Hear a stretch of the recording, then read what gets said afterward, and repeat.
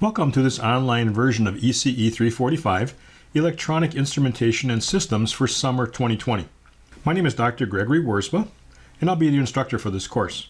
My office in the engineering building is room 3215, but at present the engineering building is closed, so I won't be going there. The phone number is also listed here, but I won't be able to answer it. But you can get a hold of me through email, and we'll probably do this for the whole summer, but we'll have to wait to see if the building reopens. I've taken all the lectures that I gave for this course many years ago and recorded them and put them on a YouTube channel, and here's the link to that YouTube channel. You don't need to go there directly. I'll have individual links to lectures. We'll talk about that in just a little bit. The prerequisites and co-requisites for this course are Math 234, or Math 254H, or Lyman-Briggs 220, and Physics 184, or 184B, or 234B. If you don't have these, you're not really allowed to take the course. There is a website for the course, although there's not much stuff there anymore. Most of it's on the YouTube channel, but occasionally I may send you there to pick up a handout. There'll be two types of office hours, one with a TA and the other with me. But right now we'll be doing the office hours by email. The TA has not been appointed, and I'm not sure if we're going to do emails or some kind of a webcam interacting. I'll send you emails about that once we get that resolved. There are two texts for the course, one written by me called ECE 345 Course E-Notes and Lab Manual for Summer 2020. I've sent you a link on how to download this version of the ebook, and it's free for all students registered in the course. I do sell this ebook, and so I'd ask you not to post this on the web anywhere. The notes are written around a book by Rizzoni and Kearns. It's called The Principles and Applications of Electrical Engineering. The most recent edition is the 6th edition, but you don't need to purchase this for the course. McGraw-Hill has also released an earlier version of the book for free. It's the 3rd edition. The two books are the same by topic. What's different are the problems at the end of the chapters. I don't use those. I'll be sending you individual homeworks that I make up. And so either book is fine. But I sent you the link to the free one, so you can use that for the course if you like. Now, the grading of the course is 2/3 for the lecture course and 1/3 for the lab. We're going to not run the lab this summer, but run it this fall. And I'll talk some more about that in a little bit. There'll be 3 one-hour exams on June 4th, July 2nd, and July 30th from 6 to 7 p.m. These will be taken in your own personal workspace, and I'll send you more details about that when we get a little bit closer. The final exam will be on August 13th from 7 to 8 p.m. Now, the 3 one-hour exams are going to be worth 200 points out of a total of 450, and the final will be worth 200 out of the 450. There'll be weekly homework assignments when there's not a test, and those will be put on a scale of 50 points when they're normalized. So this is the weightings for the course in terms of the materials you'll be doing. Now, there's a little asterisk by these two items, and the little footnote here is that you must obtain a passing grade to pass the course. We are an accredited program, and what's required is that we give homework and grade it, and we're going to be doing that and returning it back to you. Also asking you to pass the final exam on the course, and so that when you leave this course, you have a level of skill that you can solve circuit problems with. As far as homework goes, all homework assignments will be emailed to you at your @msu.edu address. There'll be a due date and a due time, and I'll have 2 specific email addresses for you to send your work. I like all homework done at 8.5 by 11 paper, one-sided only. You need to scan it, and the whole file we're going to put this in needs to be smaller than a few megabytes. It needs to be in black and white with a white background. I'd like you to put all of your scans into a single file in a PDF format. There's many apps that can do this, but one's called Cam Scanner. It's used by students in the past and seems to work pretty well, but I'll leave it up to you. You can use any package you want as long as you meet these criteria. Some general policies in the course: you may not work with other students on homework, and the work that you submit must be done by you and only you. Assignments which are identical will all receive a grade of 0.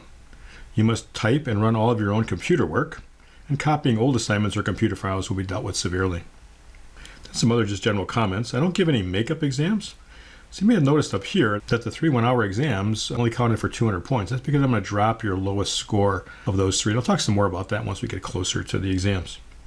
Now, if you can't take an exam for whatever reason, I would like you to study for that exam as if you're going to take it. And the reason is that if you skip an exam for whatever reason, some illness or some problem in your personal life, and you don't study that material, you've skipped about 1/3 of the course. And the chance of you passing the course, that's what's required for the final exam here, is pretty low because you've just skipped too much material and it's too hard to get caught up again. Now, I said homework will be given a date and time, so we don't accept late homeworks. We're going to try to get them back graded to you as fast as we can, but I will drop one of your homework scores in computing your normalized grade. So if for some reason you can't do a homework, we'll just drop your lowest score. What's shown on this page is a PACE for online instruction for the summer of 2020.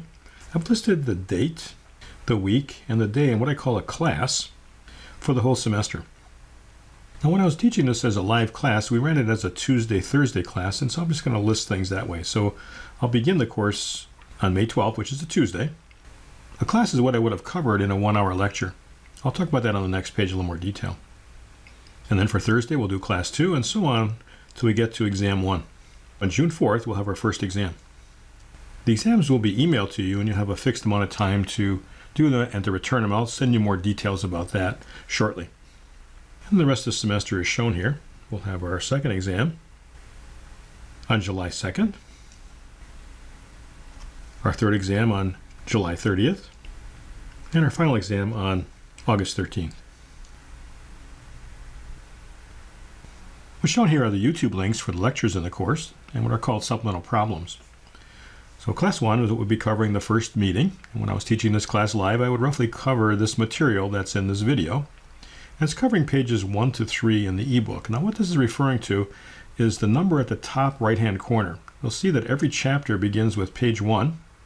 Actually, everything called a supplemental problem also begins with page 1. It allows me to renumber things without renumbering the whole document.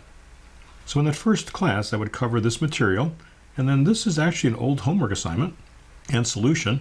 And I've listed these as assignments, but these are assignments not to be turned in, but just simply to be practiced. If you take this course and you simply watch these videos, you probably will just fail all the exams. And the reason is it's like watching swimming videos. If you don't practice swimming and you jump into Lake Lansing, you'll just drown. And the same is true of this course too. If you just watch videos, you won't learn anything. You learn by practicing. And that's what these problems really are meant to be. They're just old homeworks with solutions that you can practice the ideas so that when you take a test, you'll be able to solve the problems.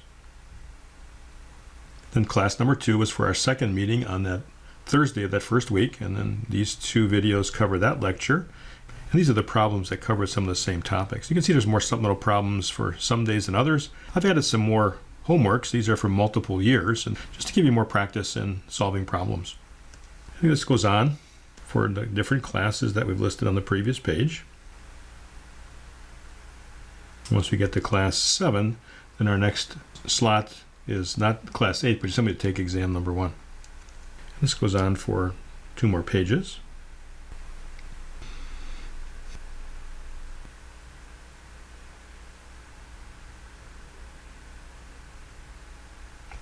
I want to add one more thing here.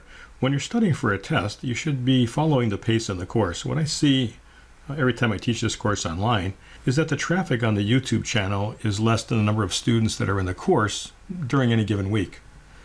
But the night before an exam, all of a sudden the traffic goes way, way up and now exceeds the number of people that are in the course because some people are watching the videos multiple times. I kind of liken this to eating a watermelon at one sitting. If you sat down and ate a watermelon, most likely you'd get sick. The same is true with this too. If you started to study intensely the night before, you won't get much sleep and you won't feel very good. But if you were to take that watermelon and eat it a little bit every day, enjoy its flavor, that would be the same as here, studying this material kind of day by day. Pace yourself out. You can't like run a marathon in just one practice session. You have to build up to it. So these supplemental problems and the lecture material itself have a lot of solved problems in it.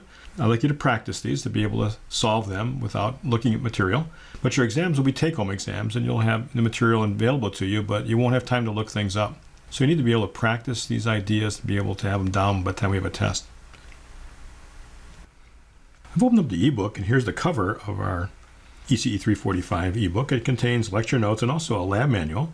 The lab we're going to postpone to the fall, and I've sent you an email about this. If you haven't received it, please email me back. We're going to have a couple of lab slots available for those that took this course in summer school but weren't able to do the lab because the building is closed. What's shown here is a circuit that we're actually going to build in the last lab experiment. That's a smoke detector, where this is going to detect the light levels changing in a room, and it will turn on a relay that turns on a high-powered fan. Next page is what's called a preface. The preface describes the course and how it's organized. I did write this for MSU, but there are a lot of non-MSU students who use this particular ebook, and so I'd ask you not to post this on the web anywhere because I do need to sell these to generate revenue to cover my yearly expenses. What's next is a video table of contents. These are all the topics we're going to cover in the course. And you can see there's hyperlinks here. If you were to click on Supplemental Problem 1.1, it would just take you to that YouTube video. We had the links also in the syllabus, but you can also get them here. If you want to see something about Ohm's Law, you just got to click on this one, and it'll take you to the YouTube channel and start playing that video. What's next is what I call the index of supplemental problems.